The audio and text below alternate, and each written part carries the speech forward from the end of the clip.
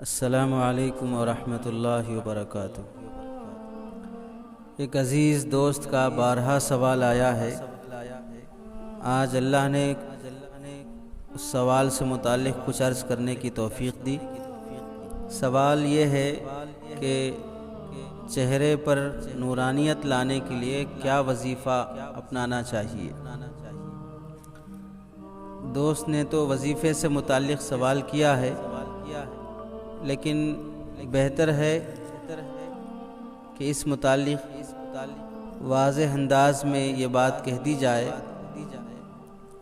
چہرہ اور دل یہ دونوں انسان کے جسم میں بہت اہمیت رکھتے ہیں۔ دل اگر نورانی ہوگا تو اس کا اثر چہرے پر بھی ظاہر ہوگا۔ ایسا ہو ہی نہیں سکتا ہے کہ کسی کا دل بالکل سیاہ ہو چکا ہو، معصیت کی ظلمت اس پر چھا چکی ہو، گناہوں کی نحوست میں وہ لپٹا ہوا ہو، اور پھر بھی اس کا چہرہ نورانی لگے، لوگوں کو اس کا چہرہ پسند آنے لگے۔ ایسا ہو ہی نہیں سکتا ہے۔ چہرے کی نورانیت سے پہلے انسان کو چاہیے کہ وہ دل کی نورانیت کی فکر کرے، اور دل منور ہونے کے لیے ضروری ہے کہ آدمی معصیت سے بچے، گناہوں سے بچے۔ گناہوں کی زندگی کے ساتھ، نافرمانی کے ساتھ، اللہ کے حکم عدولی کے ساتھ دل نورانی نہیں بن سکتا، اور دل کے نورانیت کے بغیر چہرہ نورانی نہیں ہو سکتا ہے۔ جو لوگ بظاہر خوبصورت دکھتے ہیں، لوگ انہیں پسند بھی کرتے ہوں، تو ان کی اپنی مجبوریاں ہوتی ہیں جس کی وجہ سے وہ چاہنے لگتے ہیں، یا وہ خود بھی اسی فیلڈ کے ہوتے ہیں، وہ خود بھی گنہگار ہوتے ہیں۔ الجنس یمیل الی الجنس کی طرح گنہگار ہی کو اپنی ہی طرح پسند کرنے لگتا ہے، ورنہ حقیقت میں کوئی دل میں اس کے لیے محبت اور جگہ نہیں ہوتی ہے۔ تو چہرے کو نورانی بنانے کے لیے سب سے پہلے ضروری عمل یہ ہے کہ آدمی تہجد گزار بنے۔ تہجد کی نماز کا پابند ہونا یہ چہرے کی نورانیت کے لیے بہت ضروری ہے۔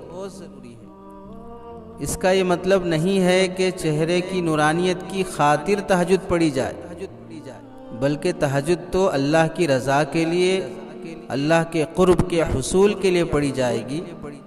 باقی اللہ تعالیٰ تہجد کی جو برکتیں رکھی ہیں ان میں سے ایک برکت یہ ہے کہ چہرہ نورانی کر دیتے ہیں۔ حضرت حسن بصری رحمۃ اللہ علیہ سے پوچھا گیا کہ تہجد گزار بندوں کا چہرہ اتنا خوبصورت اور اتنا نورانی کیوں ہوتا ہے؟ تو حضرت حسن بصری رحمۃ اللہ علیہ نے جواب میں فرمایا، رحمان کے ساتھ جو خلوت انہیں نصیب ہوئی ہے، اس تنہائی میں اللہ نے انہیں اپنا نور عطا کیا ہوتا ہے۔ اس نور کی برکت سے اللہ تعالیٰ ان کے چہرے کو بھی نورانی بنا دیتے ہیں۔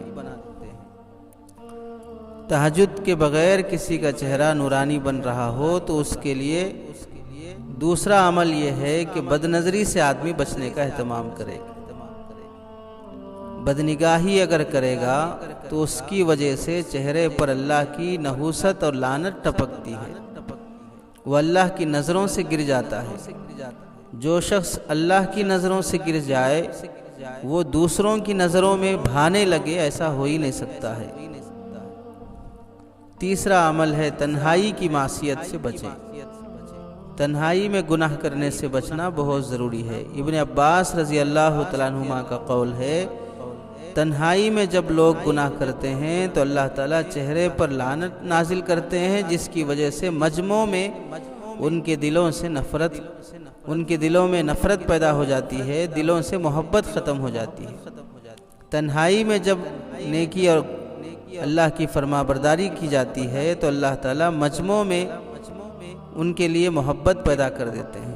تو خلوت کی معصیت جلوت کی نفرت کا سبب ہے، اور خلوت کی عبادت جلوت کی محبت کا سبب ہے۔ کتنے اولیاء ایسے گزرے ہیں، کتنے صحابہ گزرے ہیں جنہیں ہم نے دیکھا نہیں ہے، لیکن ان کی محبت ہمارے دلوں میں ہے۔